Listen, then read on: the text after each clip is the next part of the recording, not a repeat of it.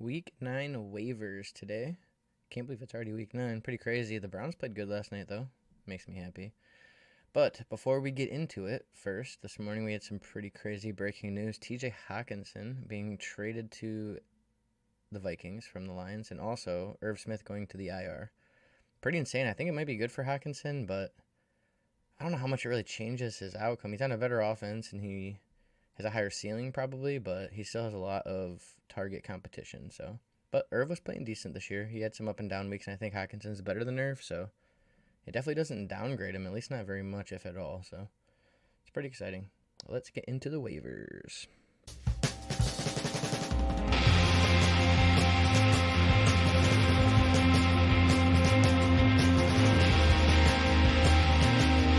All right, we're going to start with receivers, and the first receiver I have is Rondo Moore, and I've harped on this literally to no end, but when Rondo Moore gets to play in the slot, he is a fantasy magic. I mean, he's just a magician. He is a fantasy magic, right? But he is fantasy magic. When they have A.J. Green or Marquise Brown or whoever it is to play on the outside alongside Hopkins, allowing Rondo to play the slot, he does so well in fantasy. And, I mean, the proof's in the pudding. He's had 8 targets, 10 targets, and 8 targets. He played the majority of slot work in here. That's when A.J. Green has played these 3 weeks. So, as long as A.J. Green is out there and plays, because week 7, he was active, but he didn't play any snaps. And Rondo played mostly on the outside, leading to 2 targets and 1 catch for 31 yards, but still 4 fantasy points. He plays a lot of snaps in the slot. He gets 8 targets, 7 catches, 92 yards, and a touchdown. I think Rondo Moore is a great pickup, especially because Marquise Brown's not going to be out forever. So you might not be relying on A.J. Green to exist on the field for him to play the slot. So Rondo Moore's number 1. And the second name I have is Terence Marshall. He is passing the eye test, in my opinion. He looked really good on Sunday. 9 targets, 4 catches, 87 yards. He looked like he could play in the NFL, and he's getting the Robbie Anderson role, 93% snaps. He's out there. He's got a chance. He's got Cincinnati. I'd probably sit him one more week, put him as a speculative ad. If you really need to start him, he's going to get opportunity, at least some opportunity. But Atlanta in week 10, Baltimore in week 11 sounds pretty good to me for Terence Marshall. And then Devin Duvernay with the Bateman injury. Devin Duvernay is going to be catapulting up. He rushed a touchdown this past week. 4 targets, 4 catches, 31 yards. He didn't do crazy great through receiving, but New Orleans by Carolina, Jacksonville. Not the worst schedule. And with Rashad Bateman missing a few weeks, Devin Duvernay, he's a good pickup. And then 4th receiver on my list here is Josh Palmer, and it's pretty similar to Duvernay. With Mike Williams being injured, I think Josh Palmer is going to get some opportunities. He's been injured too, but I'm assuming coming off the bye, he only had a concussion, right? Yeah, he'll more than likely be back week 9 against Atlanta, so Josh Palmer. And the last name on the list is DPJ, Donovan Peoples-Jones. He's just played well. There's no really other way to put it, man. He's getting volume, and he's been okay with it. He's not really great. He's not really amazing, but if you need somebody to put in your flex, he's getting opportunities. You could do worse than DPJ. I know he's going into a bye, so it's probably not the greatest time to pick him up, but I felt like he was worth mentioning because with Deshaun Watson eventually coming back too, was that week 13, I think? Yeah, week 13. Oh, well. All right, now into the running backs. With running backs, we have Khalil Herbert as my number 1 ad this week. He's the best running back in Chicago, in my opinion. He's better than David Montgomery when you watch the games. He plays 28% snaps. He gets 16 carries, 100 yards, and a touchdown. They put him in the game to play him, and that's what's so great about it. 28% snaps, and he gets 16 carries and 6 yards a carry against Dallas's defense, who everybody's so high on, you know? It might be a Tony Pollard-Zeke situation where everyone knows Khalil Herbert's the better running back, but they just give D-Mont majority carries for whatever reason. That is it's a very high probability of an outcome. And he's 60% rostered. He barely even made this list, being exactly at 60% rostered. So let's move on. But if he is available, for sure, he needs to be added in every single league.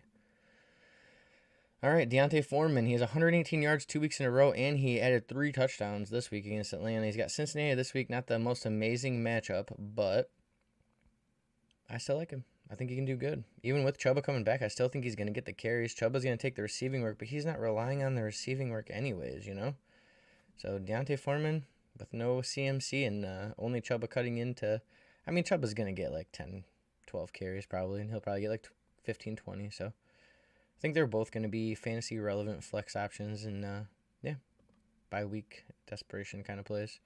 Kenyan Drake's another one of those. I'm not super excited about Kenyan Drake, don't get me wrong, but he could be okay. And if Gus does miss with a hamstring against New Orleans, we could see a big day from Kenyan Drake. When he gets the opportunities, he's been pretty decent. 7 carries, 62 yards.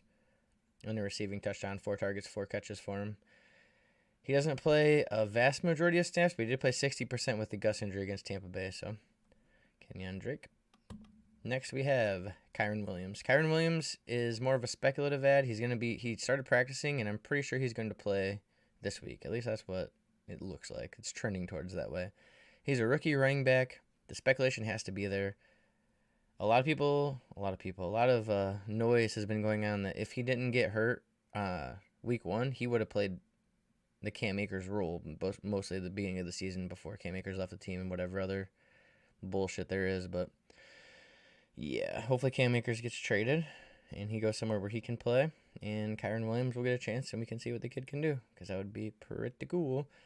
And next we have Dion Jackson. And I would say last, but I think I have one more running back I'm going to add to this in the same kind of vein.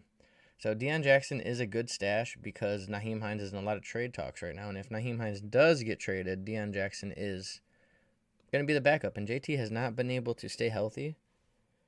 So, yeah. And the other one I'm going to talk about is Darius Johnson for the same reason. A lot of trade rumors about Kareem Hunt, meaning that if he does get traded, that will be more opportunities for Darius Johnson. So these two running backs, they are definitely hingent on whether, like, if Hunt and Hines, one of them gets traded, whichever one gets traded, their backup running back will be fantasy relevant. So we should probably keep that in mind. There'll be some carries to go around to some new running backs if that is the case. All right, and I have my quarterback and tight end pickup of the week, Justin Fields. I've been talking about him a lot lately. But, yeah, he's great. He's running the ball like a madman. 8 carries, 60 yards, and a touchdown on the ground. 17 completions, 151 yards, and 2 touchdowns through the air. 30 fantasy points against Dallas, Miami, Detroit, Atlanta, the Jets. He's got a really nice matchup, and with the rushing floor, gives him a real big upside. So we like that. And then Greg Dulcich. Dulcich? Yeah, he's a rookie tight end, and rookie tight ends never do this. So they never just start playing and are good right away like this kid has been. But 80% snap, 5 targets, 4 catches, 87 yards. That's coming off of 9 targets, 6 catches, and a touchdown in his first game action. So he's in the way that tight ends are looking right now, he needs to be rostered. He could be, he could be a top 5 to 10 tight end in Dynasty by the end of the season. So, and that's just off of 3 starts. Yep, get him in your lineup, boys. I appreciate you guys for watching, and yeah, I'll see you guys tomorrow. Hopefully there's some sweet trades, huh?